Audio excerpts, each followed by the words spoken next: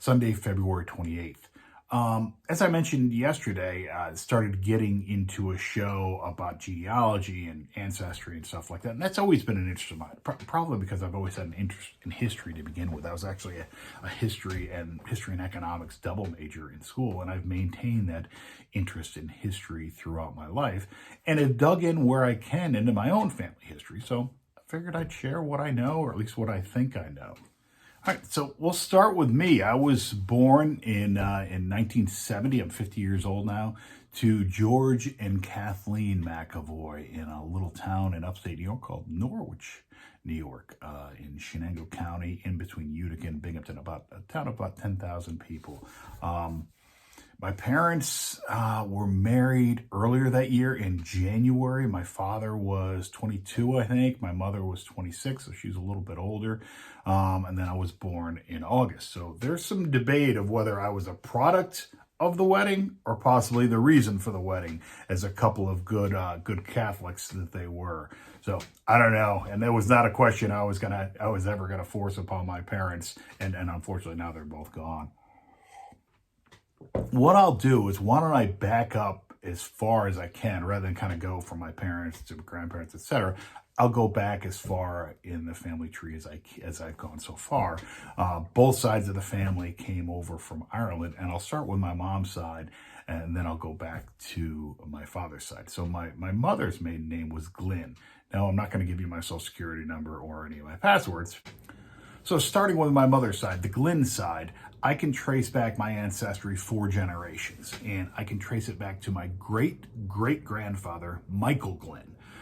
And like I stated before, both sides of my family came over from Ireland. As far as I can tell, he was born in County Mayo, Ireland in 1848. I'm not exactly sure when he emigrated to the United States, but I can confirm that he became a U.S. citizen in October of 1876, because I actually have that certificate of naturalization hanging on my wall in my living room, which is really kind of a cool thing to have. He married a woman by the name of Sarah Donlin in 1874, and they were living in Columbia County, which is about an hour south of where I live in Albany, New York right now. Michael and Sarah Glynn had 4 children, the youngest of which, Frederick Glynn, was born in 1889, and that was my great-grandfather. Frederick stayed in the Columbia County area, specifically, I believe, living in Craryville, New York, and lived in a house there that I actually remember visiting as a kid. In 1913, he married Mary Streever, and they had 4 kids, the youngest of which, Catherine, was my grandmother, and she was born in 1920.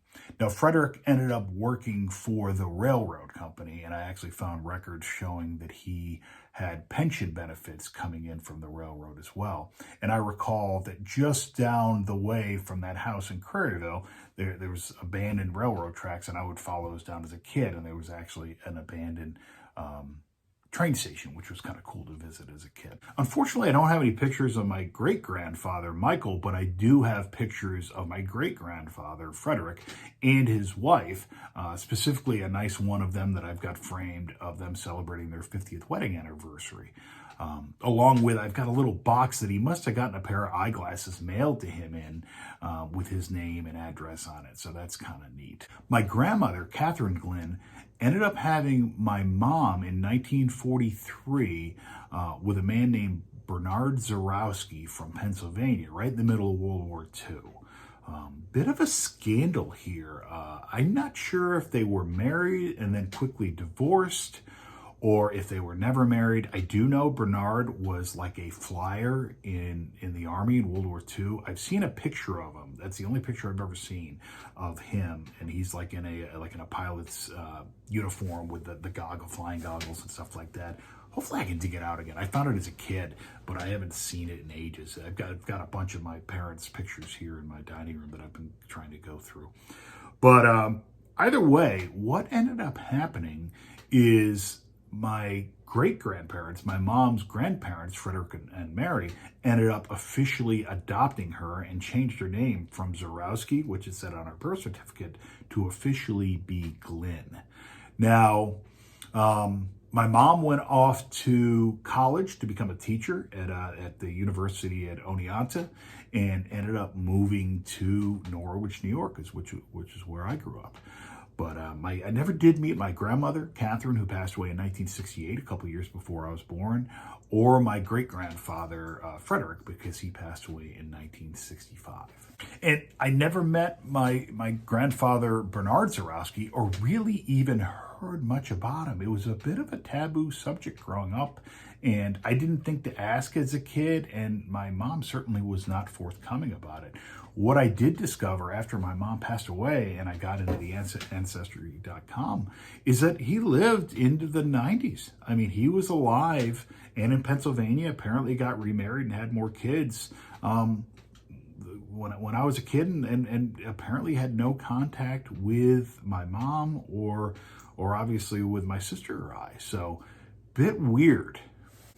So my mom was a teacher at the East Main Street School in Norwich, New York. She taught, I want to say, like grade school.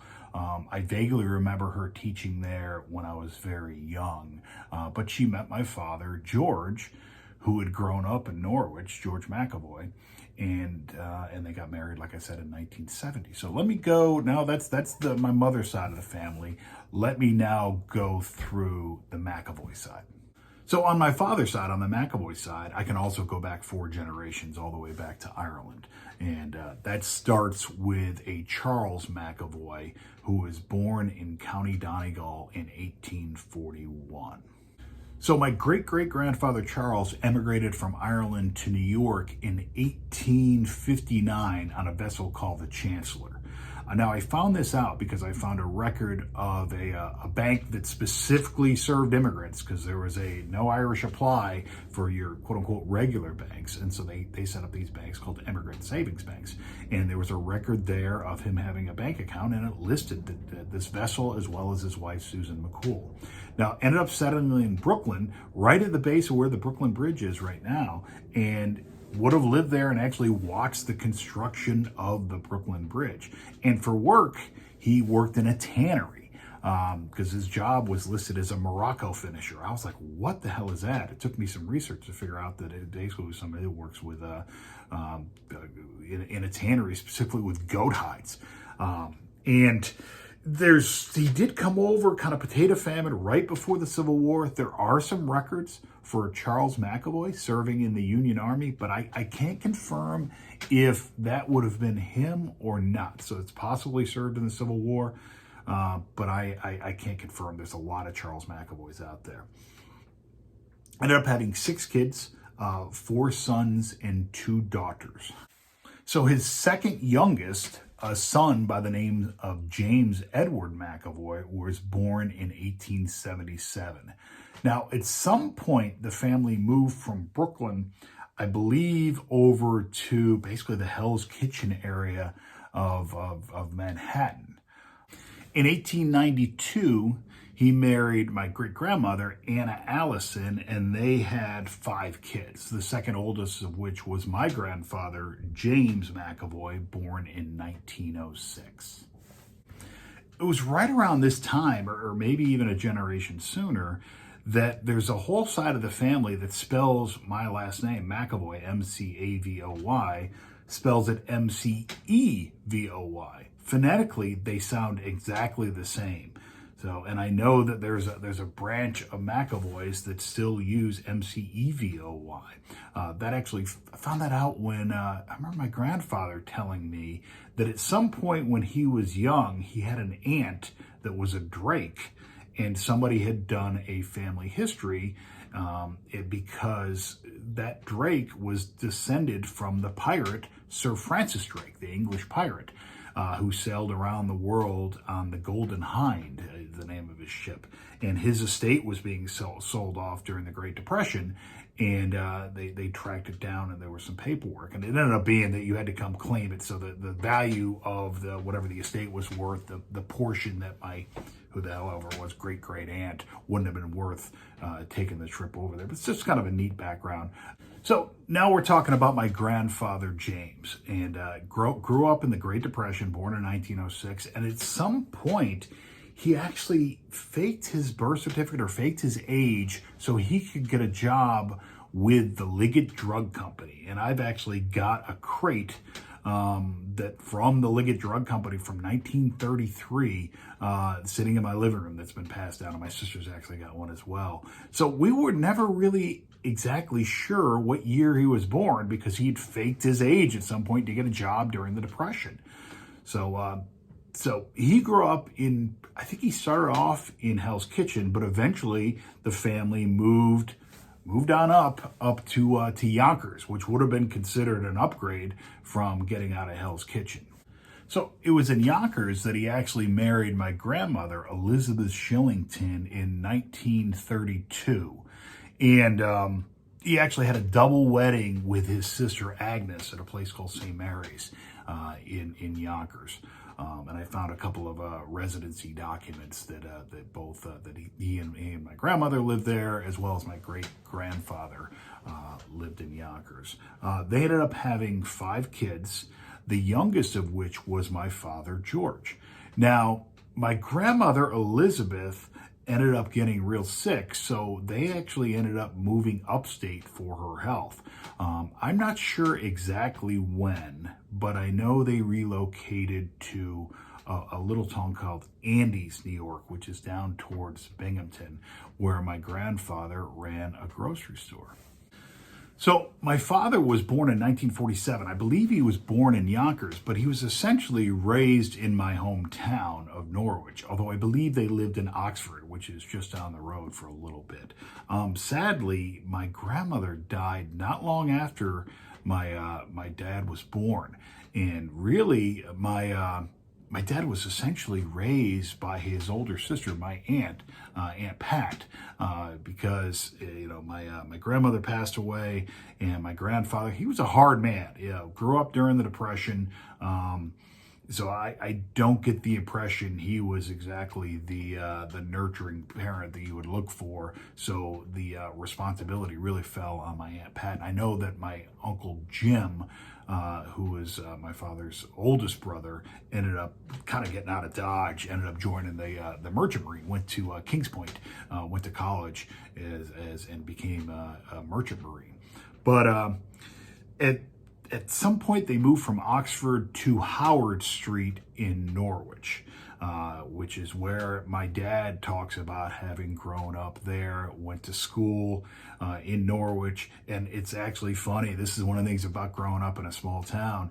He actually had some of the same teachers that I did in high school. A guy named Mr. Peffley used to call me George all the time in English class because he had my father as well. So it was a nice place to grow up. But I think it was tough for my father growing up. Basically, they kind of grew up somewhat feral with just my poor Aunt Pat having to try and herd all those cats. So my father grew up on Howard Street in Norwich, graduated from Norwich High School in 1966, got a job working at a grocery store down in Oxford, about five minutes south of Norwich. And he worked there until he decided, hey, I'm going to get drafted into Vietnam. I might as well join. So he went and joined the Army, served in Vietnam. Through the height of the Tet Offensive in 1968, he was a door gunner and a crew chief on a helicopter gunship. Came back to Norwich. Vietnam affected him the rest of his life. Luckily, he never got wounded, but it was still an impactful experience. But met my mom, had myself, had my sister, bought a house on the south side of Norwich on Jones Ave, where I grew up, and I basically had a pretty good life growing up. Didn't have a lot. My mom ended up, it's funny, because she was a teacher, had a college degree. Probably, I would think she had the opportunity to make more money than my dad, but this is the 1970s. So my mom quit work as a teacher to raise my sister and I, while my father kept working. He worked at Victory Markets until the day he died in 1993. But my mom eventually ended up going back to work as a social worker. And my sister and I, we had challenges just like everybody else. Didn't have a lot of money, but, grew up fairly well, and both of us are doing well. So that's my family history. hopefully you enjoyed it. And again, this is as much me just putting it on video for posterity. That way my daughter and maybe my cousins and stuff will get a kick out of watching this. But hopefully I continue to find out more. I've got other branches that have gone off. I've done the DNA thing, and it shows that I'm not only Irish, but it's almost like 80% of it is either between England, Scotland, and Ireland. It's got some of the Eastern European stuff, and I keep getting tagged for, oh, this is your second cousin and stuff like that. But like I said, hopefully I find out more information, and hopefully my family enjoys this.